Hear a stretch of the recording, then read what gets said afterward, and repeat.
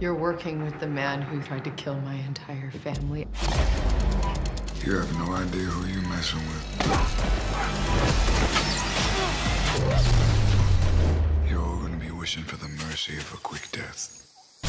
Arrow, all new, Monday, March 4th on the CW.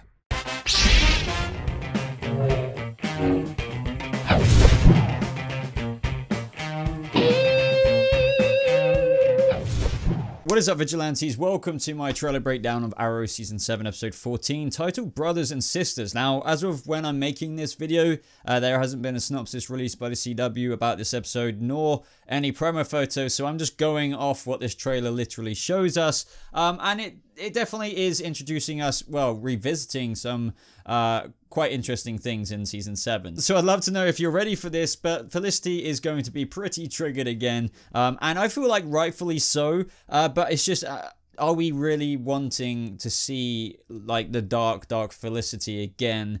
And I think maybe I'm just talking about myself here, but I just feel like Felicity acts best with how she's been acting in the past 2 episodes, for example, but when she goes dark or like serious and starts doing the wobbly voice and stuff, I just can't really usually take her too seriously. And but at the same time, I do get the storyline, because in this trailer, guys, we see that it seems that Diggle has come to Oliver and Felicity's apartment to kind of let them in the loop now. I mean, I think they've gone forward with the plan, with the Ghost Initiative, that maybe it's going to be unavoidable, or maybe he's just doing it out of decency now that he can't really keep this secret anymore, and he has to let 2 of his best friends know that the person who tried to kill them and his entire family, he's working with them. Now, recently in the last episode, and this has been kind of amounting up to quite a big thing, and that is, you know, Curtis kind of leaving. He disagreed with working, well, using the Ghost Initiative in the first place, and he's, you know, now left the show. Before this anyway, naturally, you know, we had the whole Slabside storyline that came to an end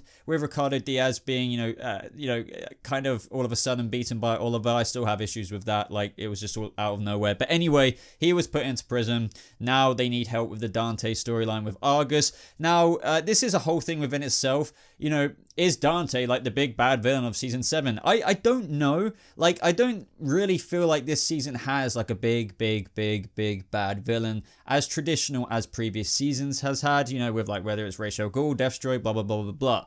But this season, I feel they might have a bad villain. For example, like Dante, they've been planting those seeds with the Argus storyline throughout the season, very early on.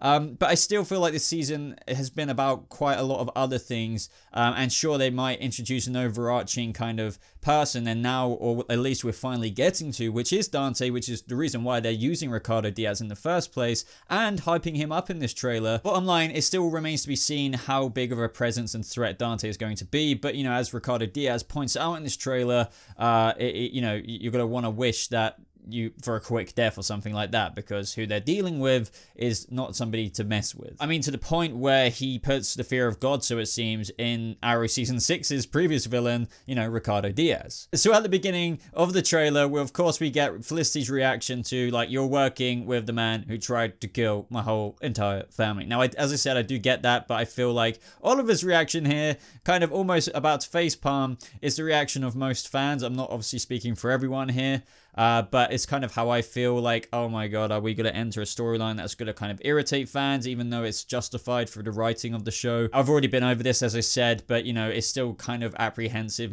nevertheless, at least for me. But here we see, you know, actually Ricardo Diaz seemingly going undercover at some kind of event. Now, I'm guessing this is to infiltrate Dante, trying to get to the bottom of it, and since Ricardo Diaz knows a lot more about it than what Argus does, I guess he's the man for the job. I mean, I guess Diggle is going to explain this to Oliver and Felicity. I think they might understand at the end, but they might not, because they'll be like, look, we don't care.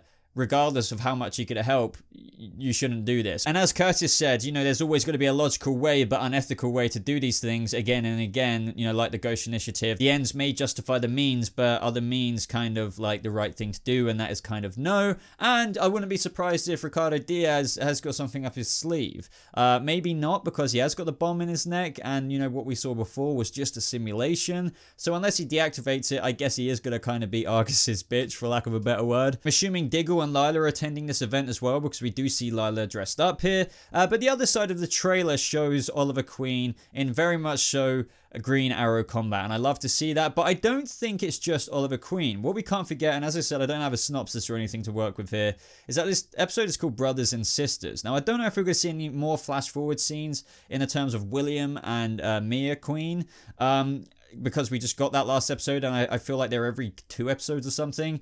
But, you know, we do need to revisit Emiko now, and I feel like in this particular scene right here, that this isn't Oliver. I think I can just about make out a mask there. I could be wrong. I would love to know your thoughts down in the comments below. But Brothers and Sisters being the title of this episode could mean, and how badass is this going to be, since, you know, Emiko has kind of been like, okay, Oliver, you know, I'm kind of ready to hang out with you now, like in a couple of episodes back when they made up at the SCPD, or she kind of saw that he wasn't a typical queen like Moira Queen or whatever. I feel like it'd be really badass if in this episode they kind of go out as both Green Arrows. Now, it's not like, well, this is what I feel like they really need to address. It's not like Emiko Queen's been deputized like Wild Dog Renee and everyone like that has. So what's the deal with Emiko Queen's legality as a vigilante or a whatever in Star City? One issue I had with this as well is that in the Emerald Archer documentary, now yes, this does get banned in the future, but they literally showed Emiko Queen's identity.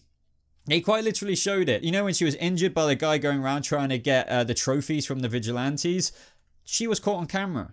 I mean, why isn't that being talked about by anyone? Could argue they might not show that footage in the documentary, or it might not have been released yet, but either way, I feel like whatever was shown in the camera's perspective was in the documentary. But either way, mate, I don't feel like I'm even nitpicking there, but I feel like that needs to be spoken about. If Oliver is a deputized, which he is, member of the SCPD now, how would that be seen if he's working with a vigilante who hasn't been deputized by the SCPD? I don't know. I at least hope that we're going to see Emiko Queen in action here with Oliver. What I can make out with who they're fighting here, it just does seem like some typical, you know, low crime or gun dealing crime, you know, routine bust that they're going to do, like Wild Dog and Emiko Queen have already been out on a few times, like in, you know, the 150th episode.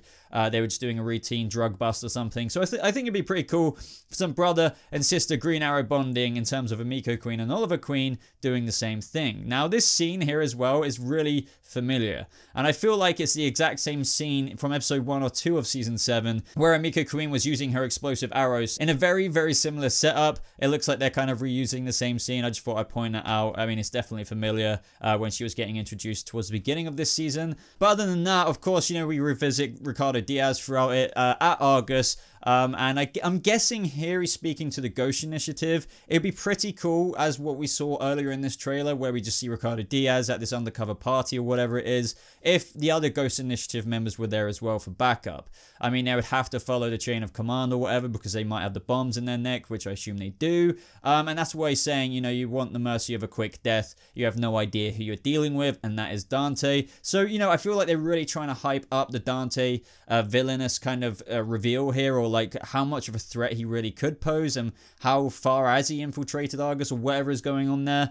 You know, only Ricardo Diaz knows, and I think they're really trying to spell it out through him being quite the imposing villain, being scared of this other person known as Dante. But right at the end of the trailer, guys, and I'm guessing this is still a dream sequence because it's pretty random to be running through some trees in this episode, I think this scene is just meant to symbolize the psychological kind of damage and justification even, you know, whether you're gonna not look forward to the Felicity anger next episode or not.